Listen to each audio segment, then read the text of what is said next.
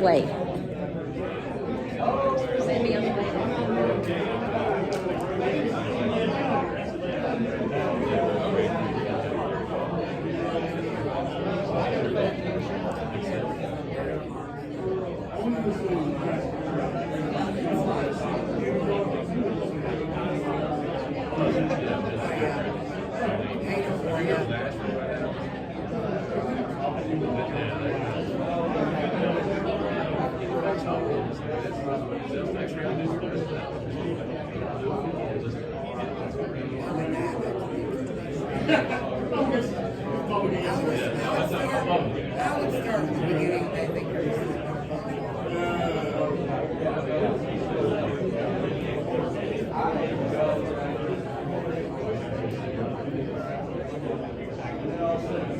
Can I get your attention? Can everyone come on this way and get your seats?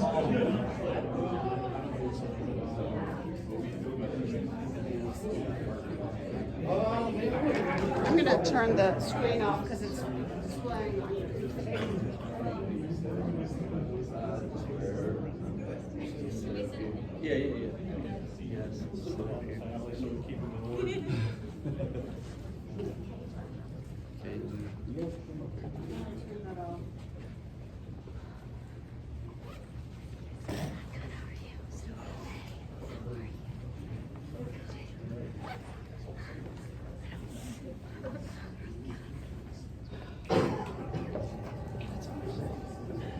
Shut her down. All right, exciting times. We have somebody who I would say is arguably the hardest working firefighter we've had. Is anyone going to contest that?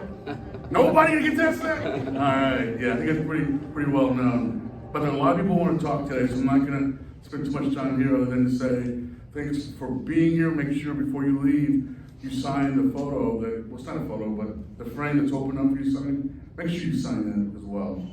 We have a couple of people want to speak. We've got to start off with the chief.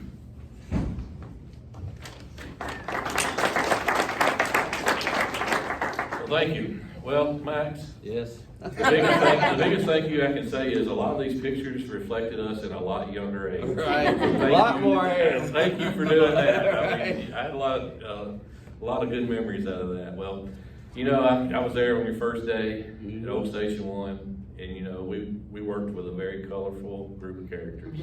Yes. And you fit right in there and fell right into that group, and you know, we were a strong team and got along with each other and had a lot of really, really good times. I guess it's a good thing there wasn't such thing as camera phones and video. Very true, very true. But you know, I actually, our paths crossed before you became in the fire service when you were still at Promise. Oh, yeah. And you know, so I kind of had a little knowledge of you coming in the door. But you know, we've had a great ride. You've served the city and the community well. And you've done a lot of great things. You've helped with a lot of special projects and helped us, you know, accelerate some issues or some initiatives. And you know, you've always been there to fill in the gaps. And I know you couldn't have done it without Misty.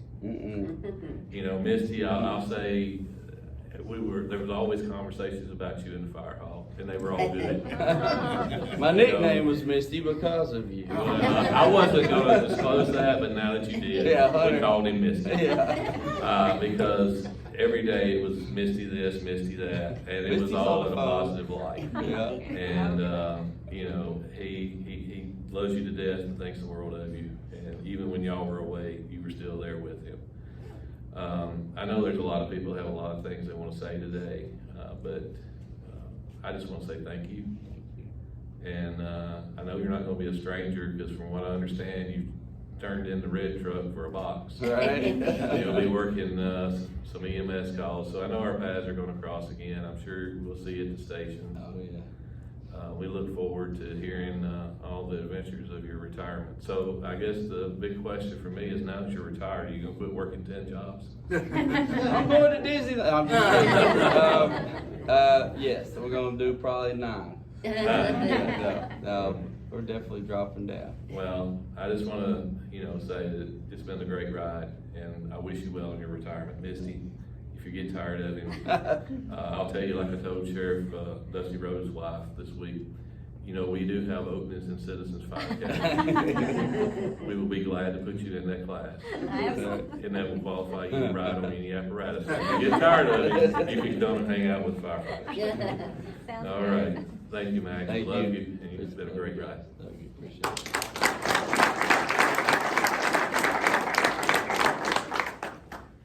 And now we have an Assistant City Administrator, Mark Hilty.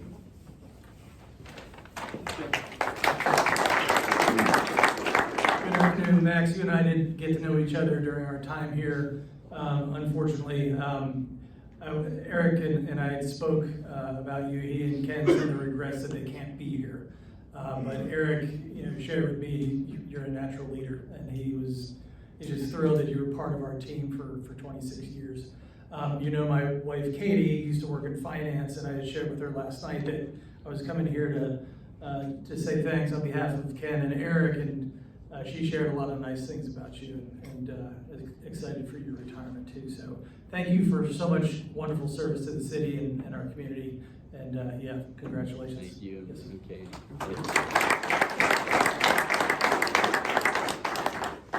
And it's my understanding that Eric and Monique made their way out to see you They before. did. Wednesday, I saw them. Very good, very good. All right, I think we have an alderman, or is it the alderman or an It alderman? depends on what day it is. Okay. Who else is in the room? That's right. Yeah, it's the alderman. Randy Blanton. So he says that because, as you know, it's retirement season, and I was at sanitation yesterday for Pam Claiborne's, and I was the alderman, so I got to be the favorite yesterday.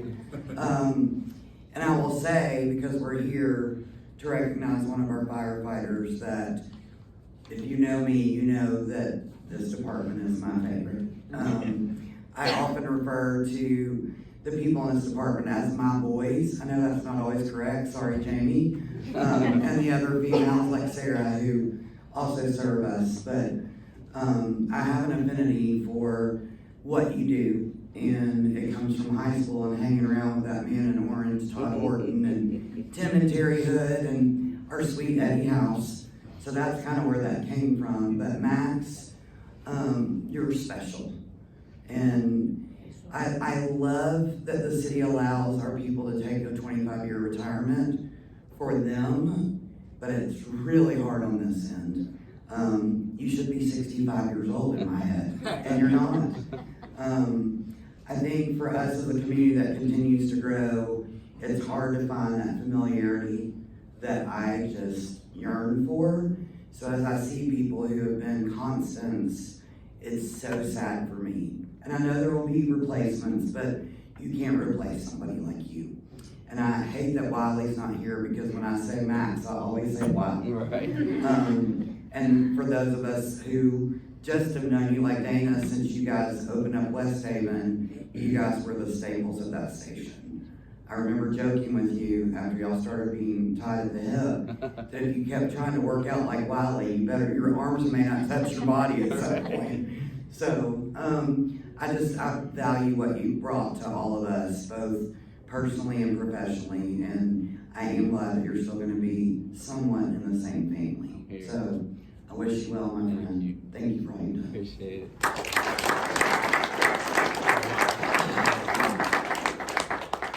And we didn't want to say any of the facts about Max, because I want to make sure you all get to say what you want to say. But for those of you who don't know this, let me remind you what he's done. He was hired back on October 13th of 1997. He's retired as a fire lieutenant with over 26 years of service. Max has been part of the team that opened 3 new fire stations, 1, 2, and 8. Max has also been involved in the City of Franklin wellness programs, especially the fitness rooms. And he's been at Station 8 in West Haven since it opened in 2016. To that end, we have somebody here from West Haven, Dana, who wants to say something to you. And I think they want to meet with you later on, but She wants to say something now in front of everybody. Let's give it to Dana. Dana, how are you?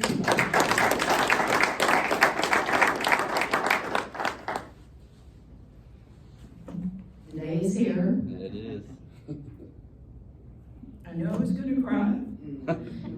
You mean so much to all of us, and I'm really here representing all of West Haven community to wish you well, but more importantly, to thank you for not only your 26 years of service to this entire community, but everything that you have done for all of us in West Haven. You mean so very much to us, Max, and we're happy that you are being able to start this new chapter in your life. We will miss you so much.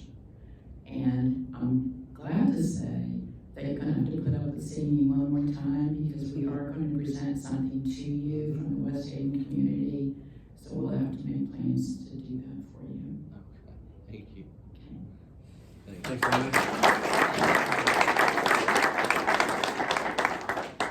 All right, before I give Max a chance to talk to us, see we have a lot of people here. Anyone else want to say anything up here? Embarrass him, anything? Tyler?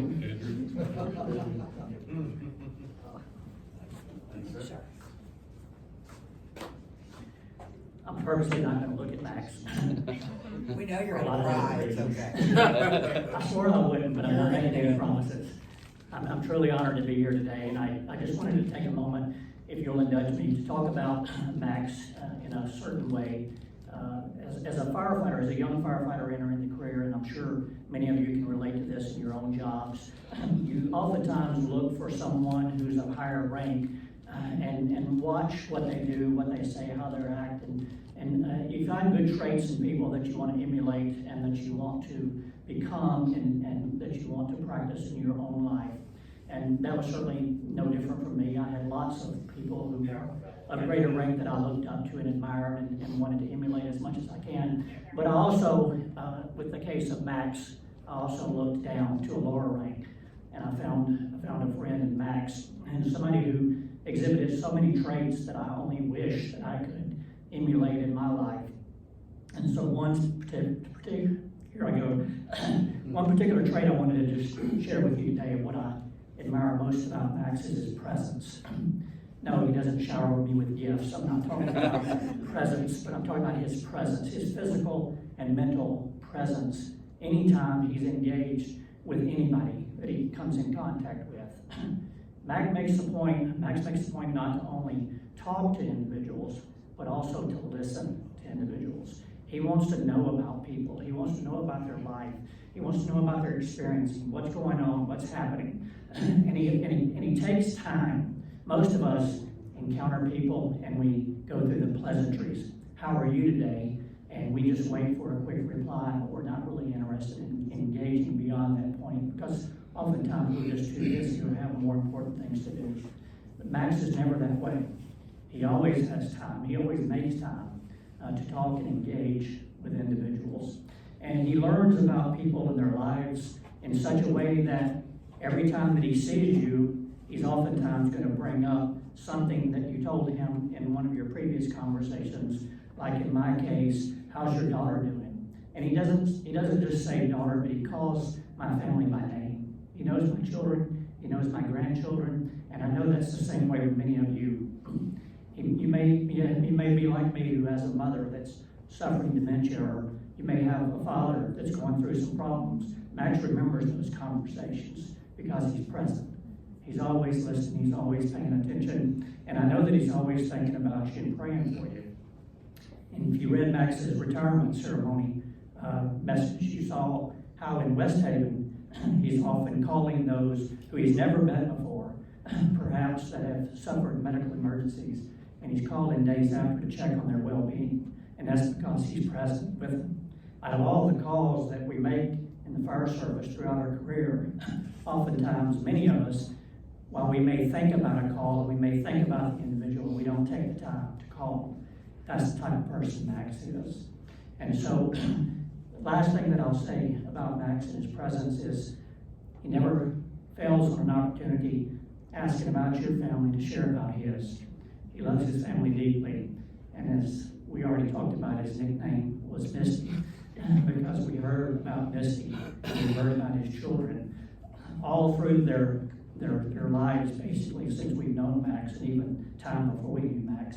And because of that, I feel like I know that they're good friends of mine, even though we don't hang out, we don't have barbecues, because I know so much about their lives.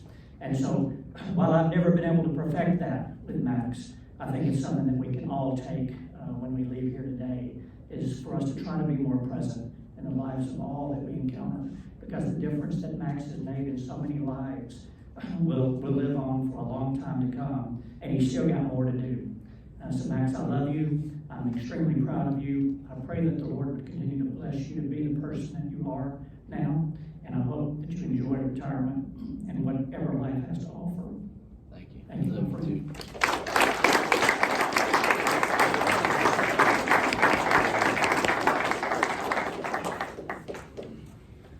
Thanks, Todd. Anybody else want to come up before you and Max?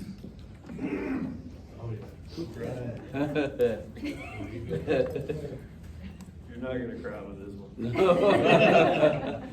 Mr. Townsend, this is You made way it cleaned up. I'm gonna have to finish reading this later. This is so long. Oh, man. All right. I'm only on the second paragraph. Okay. I would like to start off by saying thank you to Max. Thank you for your devotion.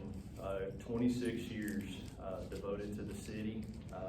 Your devotion to your family, to Misty, to the girls. I want to thank you for the thousands of laughs. Unbelievable, Max.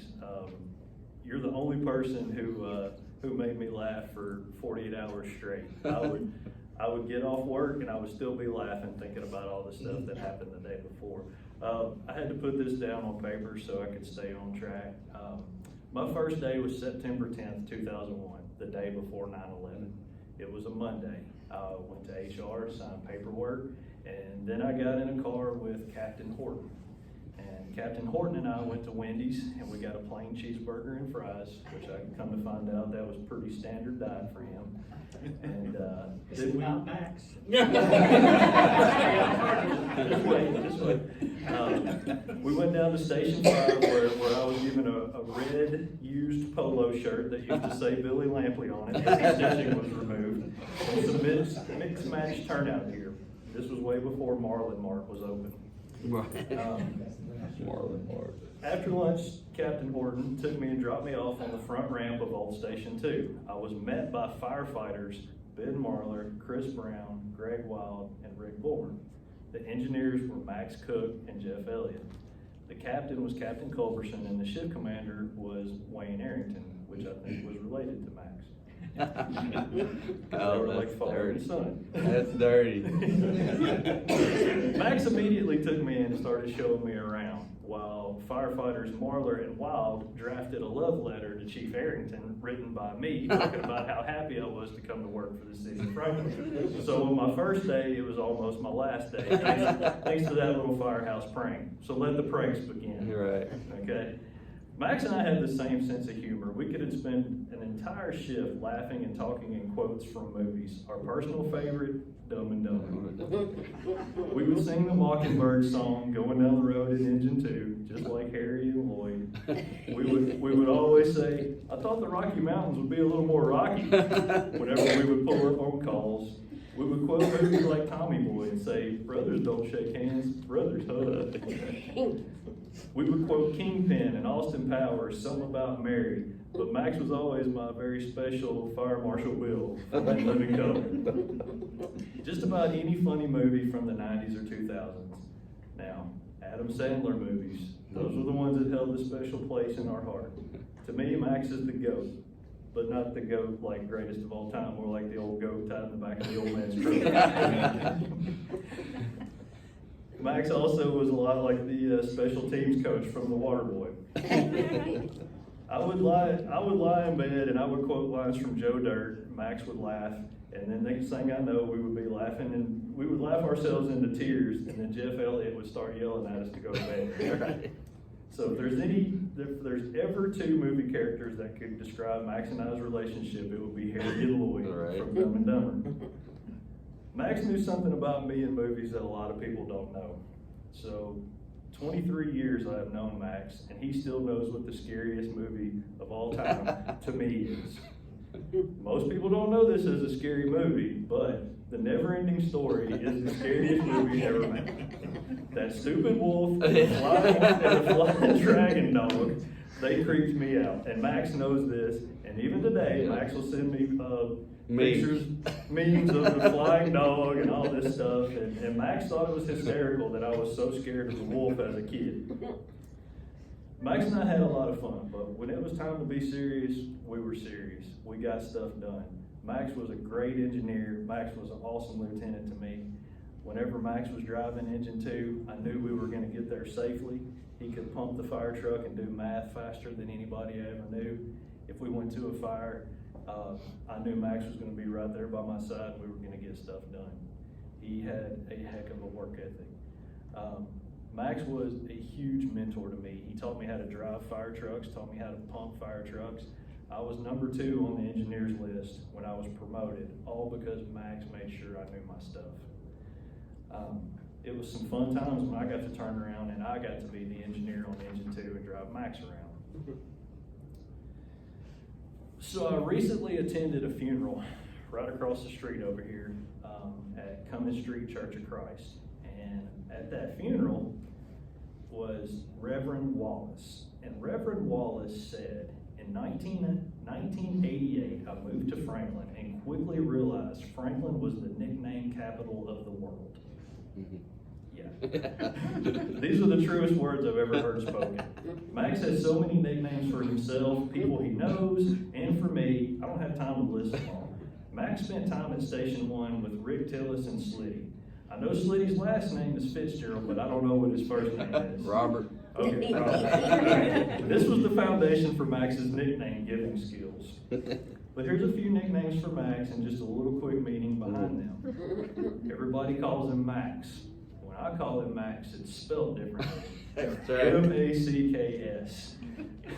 Yep. So that's my nickname for Max, but his nickname for me is Hooked on Phonics, because I'm a horrible speller. I call him Wheezy and Mr. Sniffles because he's allergic to the world, but he's not allergic to shrimp. Right. I don't get that. He calls me Beanie because he has a bean allergy. When we would make chili at the fire station, Max had his own special little pot of chili with no beans in it. Oh, there was a bean in there. Oh yeah. I had a peanut on my leg when I woke up. We'll get to that. Right. We always would put beans in Max's no bean chili just to see what would happen. That never happened. We got Epi. I would call him Mr. Milky from the movie Something About Mary because he would always get sunburned on his big forehead. Sam and I would call him the car guy. Yeah. When he worked at Walker Chevrolet, he took naps behind the movie theater. I would call him. She didn't know that. I would call him Zoolander from his old modeling days when he used to model at Castor 9. Anybody remembers Castor 9? Max was a child model. We all used to call him the Mist. The Mist. Back when we worked with Hunter Creek. Right. So, one nickname that absolutely shows Max's work ethic is the Max Cook 1,000 point inspection. This is how Max would check off the trucks in the morning. He knew every inch of the truck that he was on. He knew where all the tools went. He kept the truck ready to go at all times. This attention to detail was just how Max is. Chief Horton helped inspire that kind of work ethic and preparedness. Max, you told me the same. There was other nicknames from Station 1, like look in the mirror, physical signs. I don't even know who these people are, really what it means. But I just know that they were funny, and I know Max would say them nonstop. I didn't even know that John's last name was Leach until I just thought it was John Thomas. Right. So anyway, Thomas was not his last name. Okay. Times were great with Max and I at the old Station 2, and then he was always looking out for me, helping me stay on the right path. Max really enjoyed pranking me. Every night at the old Station 2, we had a bunk room with multiple beds in it called the Hole. The Hole was summer camp without canoes. That's how Captain Wild described the old Station 2 down in the Hole. I would always put a bottle of eye drops on my nightstand every night, right beside my bed. But in the morning when I would wake up, there would also be a tiny bottle of hot sauce. I didn't do that. Max Max must have had thousands of these because it happened every shift. So I would go to bed every night trying to be prepared and ready to go, but also very conscious as to which bottle I grabbed if there was a call in the middle of the night. So, your fire station crew becomes like your second family. Max watched me get married, had both of my girls. I watched Max's family grow. I would get to hear stories from Caitlin saying, "Ooh, scary spiders." I also got to hear how Emily was more like Max than Missy. So being part of my second family means Max is my brother. And you do things for your brother, and you do things for your family that you don't do for other people. One of my nicknames for Max was Old Sweater Vest. Max had a terrible back hair situation. He looked like he was wearing a sweater vest. One day at work. You were just younger, that's all it is. You're just a lot younger. He's there now, Max. Yeah, exactly. He's there. One day I was sitting in the day room at Station 2, and Max come walking up. He said, "Hey, will you come shave my back?" And I said, "Yeah, sure, buddy, let's go. I'm up for it. Let's go. Let's do whatever." So I did a really good job shaving Max's back before his beach trip with Misty. I hope you were impressed with Thanks, Thank man. you. It saved her. So families and fire department families, they have their ups and downs, and they sometimes have some rough times. Max and I had one rough patch shortly after we moved into the new Station 2 where we were roommates. A new firefighter named Brian Vick was hired, and he became our third roommate. Brian had a nickname too. It was Cougar, like the mechanic from the Dukes of Hazzard. We allowed Brian to come into our happy little roommate situation in Station 2, and Max and Brian quickly earned the nicknames the worst roommates in fire department history. See, Max was a drummer, and Brian knew all the words to all songs ever made. And I like to go to bed about 10 o'clock at night. And that's when I Love the 80s would come on TV. So I got a little rock concert every night because Max was over there air drumming, Brian was singing all the songs, and I was just trying to go to bed.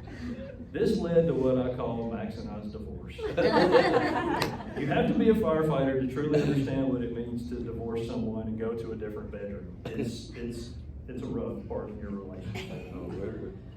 Max and I moved on from the old Station 2 days, and we're still great friends. Our friendship now heavily revolves around the use of technology. You can't work with Clay Mackey and not use technology. That's true. So of course, we have to do that. We send each other memes and jokes, and most days when I go home to my real family, I hear Martha say, "Oh my gosh, look what Max sent me." And I tell her, "He's your problem now. He's your problem." Some of the best times we ever had were making fun of Josh, working out with JD, hearing Max say, "I'm all swole," after a workout. It just never got old. As you can tell, Max is really into working out. He's the only city employee who has his own gym with his name on the door. In closing, I don't know what I'm going to do next August when I don't get an email from Max. Max emails everybody on their birthday a happy birthday message. It's a simple gesture, but I love it a lot. Max truly cares about his friends and family. He's an awesome dad. He's an awesome husband. He's an awesome friend. I can't wait to run some more calls with you and see what kind of nicknames we come up with. Love you, Maxie. Love you, buddy.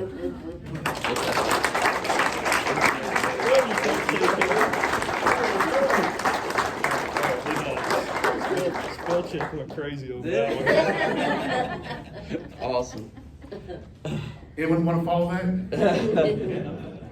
All right, Max, if you don't mind coming up here and also telling us who you brought with you, who from your family's here as well. Okay. Thanks, sir. Wow. That was good. Today I have several family members here. My wife, and Caleb. What's her name? Oh, Misty. Misty, of course. I mean, y'all just heard about her. So we have Misty.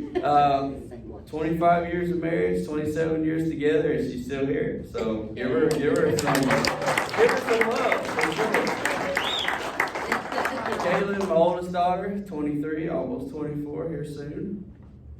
And then Emily, my baby. I still refer to her as my baby. Yet she's 21, so she's here. And so all these guys are here. So many, man. You guys look beautiful. Let me just tell you. Look, Blake's here. Even Brian's here. Man, look, you guys just go ahead and raise your hand. These guys got a whole other set of stories. They're buddies of mine from college. So, so that was right before here, okay? But anyway, I kind of want to start this maybe a little non-traditional by saying a prayer, okay? Because there's been a lot of things going on this year, and I think we could all use it. So, just bow your heads with me real quick. Jesus Christ, you are my Lord and Savior. I want to confess that in this room with all these wonderful people that have touched my life. I owe all of this to you. You have given me this opportunity, and if there's no promise for tomorrow, I know that. If this is it for me, I have lived a great life. I've been surrounded by just the most wonderful people and had the most wonderful opportunities. Recently, we've lost some of our friends, John Thomas, Eddie Pratt, and the most recent Kevin Faley, which was another great friend of mine that I felt from all working within the city. We've had other things happen. I really pray that you continue to heal brother Captain Bill Allman, and just be with all these folks as you have me. Please help their careers. Every day I come in and shift. You know, I've prayed to you. So one is that you get us all here safely to our stations, bring us all home safely in the mornings. And I always thank you for blessing us with a job that we love and ones that we can make a difference in other people's lives. And you've blessed me with that ability to do so and continue to do that. And please help these guys do the same. Just please nourish our bodies, Lord, in every way possible. And just watch over everyone in this room. Let them know how much I love them and thank you for this opportunity and for them to be able to be part of my life and be here with me and my family today. In Jesus' name we pray, amen. Whew, wow. Like I said, so much has happened. I ever imagined that this would be me today. You can ask those guys right there. Like I said, my college buddies. I went to school with them, and my degree's in psychology. I was going to do school counseling with kids. That was the plan. So about one semester out, Josh North, if anybody knows Josh from Brentwood Fire now, he called me. He's like, "Hey man, when you get home, let's do this. It's fun." And he was volunteering, and I said, "I don't know." He's like, "Yeah, it's really cool." He said, "And when we get done, we all go to Old Charlie's to drink beer." I was like, "I'm in college. I mean, what else would I have done at that time, right?" So I was like, "Okay, cool." So I joined. Sure enough, I tried out the first year, didn't happen. Second year, I talked to Chief. I was talking to the chief and Gentry Fox, and I said, "Chief, what can I do?" He said, "You just need more experience, kid." And I said, "All right." So I joined the rescue squad. I got moved out to Station 22 as me, David Kolak, and Josh North all lived out there. Man, we had a great time. But man, it's just amazing that it's come to this, and here we are after all these years. I look at you guys, and it reminds me of something my grandfather told me one time, and he told me, he said, "Max, you'll know how important your life was or what you did in life by looking around you at these type of situations and these type of events, whether it's a retirement or a birthday, or and he even said, look at a man when he passes, just to see who all shows up and what type of difference he made in everyone else's life." So with that, my uncle's here today. It was his father that kind of solidified this whole thing for me. And one Christmas, while I was volunteering before I got hired, we were just talking, and it wasn't, he's known me all my life. We weren't super close, but we were talking. I was talking to him about joining the fire service, being a volunteer. he just looked at me, and it was just that look, you know, how you get from certain people. And he said, Max, this is what you were called to do. And I never thought about it that way. It never hit me. It was almost like just such a divine, eye-opening experience. And from that point forward, I knew this is what I was supposed to do. This job is tough on us. You know, it costs us a lot. It costs us, you know, we all kind of have a lot of same health issues from shift work and things like that. And I mean, look at my hair, guys. I mean, it's not near as thick as it used to be. So that was one thing it's done for me. But I got to start with, it's hard for me to call Chief Johnson, I'll be honest with you. And I think that's the blessing with this. Just like, you know, Chief Polizzotti, I call it Joe a lot. I have to watch myself because I want to be respectful of these guys. It is very, you know, we're very much about respect in fire service and stuff. But, you know, when I see Glenn, I see Glenn as the firefighter that was with me at Old Station 1. And like you said, all the fun times we had, and the nicknames, the personal stuff that we shared together. And Chief Horton, man, he was my first lieutenant. And let me tell you, he set forth a precedence in my career that I could never, ever emulate. Like he talks about my presence, man, his presence was like, this guy's gonna forget more than I'll ever know. And that's the way I've always felt about Chief Horton. I did keep him on his toes. I was young and I was squirrely and I was having fun. But at the same time, you know, I'll never forget, and, you know, it's just certain people, like I said, that do things, say certain things, and it's simple things most of the time for me. I'm a Kiss method kind of guy, keep it simple, stupid. That's just me. But he set us down. I'll never forget Glenn and I and Rick Tillis and all of us. He lined up the chairs just like we have on the front row here. And it was right after a fire we had. I don't remember the fire, I just remember that's what had happened. And he gets us all out there and he goes, guys, you come to work to be firefighters. He said, I don't know why you get so, kind of the anxiety kicks in when you have a fire. Everybody gets all, squirrely and wild. He goes, you should come to work every day expecting to be firefighters because that's what we're paying you for. And I thought, man, I never thought about it that way. You know, you catch a fire, everybody gets all excited and it gets worked up, and then he just gave me a chance. He gave me that, just kind of like, hey, calm down, relax.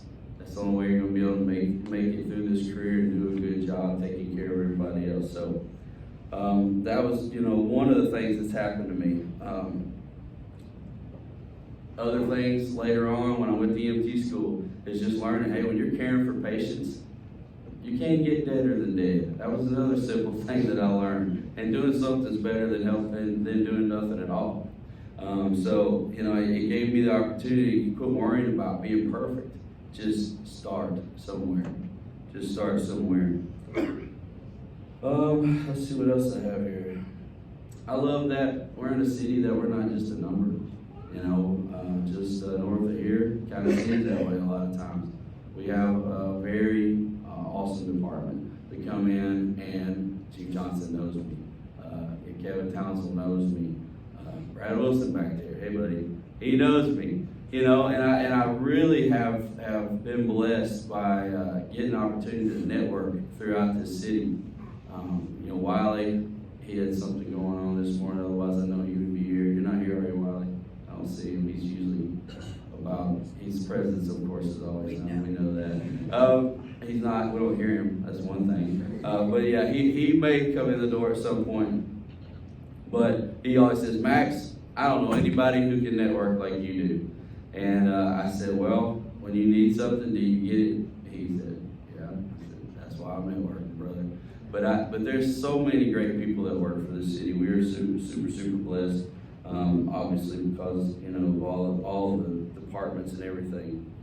I've tried to lead the way Chief Horton taught me early on in my career, because I started in October, but as of August of that year, my dad passed away. That was one of the hardest things that, I could imagine. I'm a brand new firefighter. I'm excited to be here, but I'm stressed out because Dad passes away, and I don't know what to do because I don't really have any time built up. And he just goes, he said, buddy, take care of your family. I got this. And that means,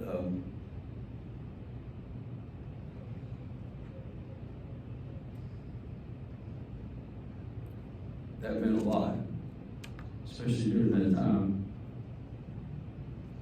So, with that being said, I have done exactly what he did for me, and that was put all of my crews before me.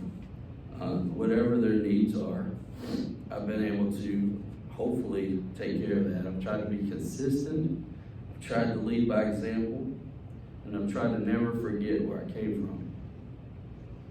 I always want to use the golden rule of treating others as I would want to be treated. Several things have led to this day, and just over my career, a lot of these guys think I'm crazy for leaving. I just turned 50 years old in August. But I'm just blessed that I have this opportunity to be on an old plan that I can leave in 25 years and out. And I actually stayed 26 years because thankfully many things improved this year that really made a huge difference in my pension and in life from here on out. One of those was losing JD. That was a major hit. JD and I were friends. Yeah, you don't pick favorites in your crews and stuff like that, but he and I came from Station 2 together over to Station 8. And losing him just in such a short period of time, so unexpectedly, just, let me know, hey, there are more important things in life, and two, we're not invincible. So that was a big one. Scott Maynard's injury this year was another one, because I had just done that same training a week before that, and I was thinking to myself, man, I am not 24-year-old Max anymore. This is not easy. This stuff is heavy, and I'm fumbling. And how far do I want to push this? And then, of course, in the end of August, I injured myself. Trying to do what I do, just enjoy. I go to the gym. I say that building any muscle is just a byproduct of my sanity, and that's very true. It helps me decompress. It helps me just clear my mind. I leave the demons in the weight room from all the years of service here. But getting injured doing something that you've done for 35 years just so unexpectedly helped make this decision. But in all those adversities, there's always silver linings. Like with my injury this year, you guys, I want you to look for the silver linings in life, even when you're not wanting to see them. Because like I said, what I really learned was that I'm not on my time, I'm on God's time. And he said, man, you're getting a little cocky. You've been doing this for about 30 years. I've been telling you to slow down, and you haven't. And so that injury, as unexpected as it was, and it took me in such a dark area because I'm like, I can't be me. I can't do my things. I can't be who I've always been and how busy I've always been. But it slowed me down and forced me. I got to spend more time. I got to watch things with my wife. I got to drive her insane by watching all these baking and cooking channels. I can't cook at all. My last name's Cooking. That is all that comes out of this guy. But yeah, I drive her insane with holiday baking championships and stuff like that. But it also gave me a chance when my mother was on her deathbed, literally, and to go out to Tucson, Arizona, whereas I might not have. My schedule stays so busy. And and also unfortunately for our family, we have one of my cousins' husbands was killed in a head-on collision in Blue Ridge, Georgia. But it gave me an opportunity to be there, to be present for her, and make that drive and one day come back. So I wouldn't have had that opportunity before. Like I said, I've loved networking with you guys. I love, the assistance. I just really thank you guys for all your friendship, advice, and definitely the laughter. Like Andrew said, man, you guys have literally had me laughing so hard. I have started wheezing, and I have wheezed. There's no doubt about that, Andrew. Besides the fact that you tease me, I will miss you all. But the good thing is, I'm not going to be far. Besides there's still a little bit more of me. to be out there to try to help others. And I look forward to doing that through Williamson Health and their EMS service. So I got started there, and I'm just going to continue doing that. But this department is great. It has been great for me. It's been great before I was here. It's going to be great after I was here. I'm just glad that I was had the opportunity to be a cog in the wheel, and for the progression in the future of Franklin Fire Department. So with all that being said, I love you guys. I really do. But I did save the best for last. And these girls,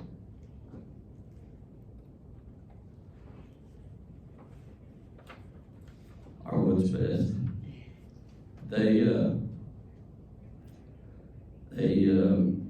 It's funny because, when you're retiring, you're thinking about yourself. And one of the first things they said to me was, Dad, what are we supposed to do? And I thought, what do you mean, what are we supposed to do?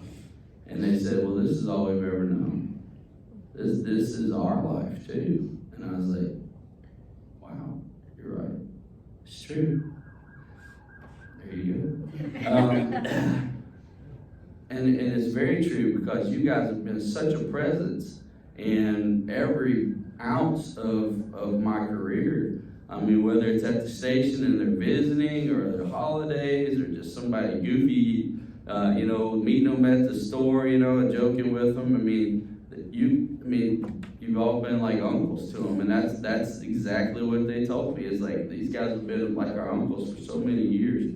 And you've come to the ball fields, you've guided me to the ball fields. All the time I spent at Station 1, thank God the soccer field was in the district, and every Saturday we were over there in Tower 1, taking me over there so that I could watch the game, help coach, and but be there, just be present. So you guys are my reason. Everything that I've ever done has been with what's best for my family. Even though it may highlight me, like this retirement today, I'm going to honor everybody in this room by the parts that you've done for me. And these girls, my wife, Misty, has made it easy, and it's not like we have a perfect life by any means, but knowing that home is taken care of while I'm out and gone so much, and so much of what I do, that she's going to be there with, she didn't always understand this. She'd always say, Max, I don't want to hear about that. It's very negative, because of the things that we do. But at the same time, she didn't realize, and the girls don't realize, how much their presence, being there when I get home and just getting a hug, they didn't know what happened to me that during that shift, or the stressors that we do see and live with. But they've been there this whole time. And that's something you just can't replace. That's something that just can't get any better. So you're my reasons. You are the reason that I do what I do. I may be my promotion, and I may get a bugle or a badge, but it all end result is what's going to be best for my family, to support you guys financially as you support me emotionally. And Megan. Yeah. Your dog, Megan. And I can't forget my son that I never had, my little dog Negan. If you're on Facebook with me, you know that he's our everything. He's definitely the nucleus in our family. But she's been there as mom, as dad, as a chauffeur. I think I owe her an Italy trip now that I'm retiring. She did let me order a truck. That was very nice of her. But anyway, to get through this, thank you all again for getting me home safely to these three beautiful women. Because of you, I did make it home every day safely. And here I am standing here today and getting a chance to collect the pension. And it's just amazing all around. Firefighters Union, the brotherhood that we've had, it's been incredible. I've tried to do my part, being a benevolence committee member is kind of a thankless job, but again, I want to make sure, I always wanted to make sure that you guys, when you lost somebody or you had a birthday or anything, a baby's born, that I was able to send you something. And that all came, you know, from the association. So we've really built something amazing here that's just going to continue to grow and get better as we move on. So, like I said, thank you for once and for all just being here today, taking your time to be with me, to be with my family, to show them why I love you guys so much and why I love doing what I do. So, from my house to yours, I hope you all have a Merry Christmas and Happy New Year.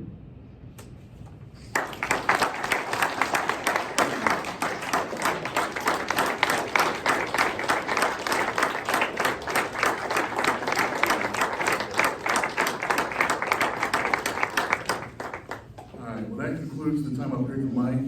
I know there are other presentations that are gonna go on. We also want to get him back up here to take a picture with the Yeti, and we present him as well.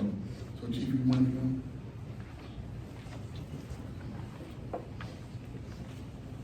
Picture time, Max. Oh, it's picture time? Which side's your good side? I don't have a good side. I don't really have a good side. Since you're retired. Oh, yeah. Thank you. All right, appreciate it. I put some stuff in there. Wow. They don't start early? There's no beer in there, okay? I promise. Yeah. Oh, yeah. So on behalf of the Friends of Firefighter Association, our tradition, Retirement Acts, All right. I'd like to present you with it. Thank you, guys. Wow. Congratulations. Thank you. Thank you. Appreciate it, guys. All right, let's eat cake and sign this. Let's do it. Congratulations. Thanks, guys. Thank you. I was sitting there. I thought about it. I know, I was sitting there going, oh Lord, this is gonna feel sound. Yeah, right. Wait, what was Lindsay? He just said several things. He used to have teeth. He used to be a little of a womanizer, right? And it's just like,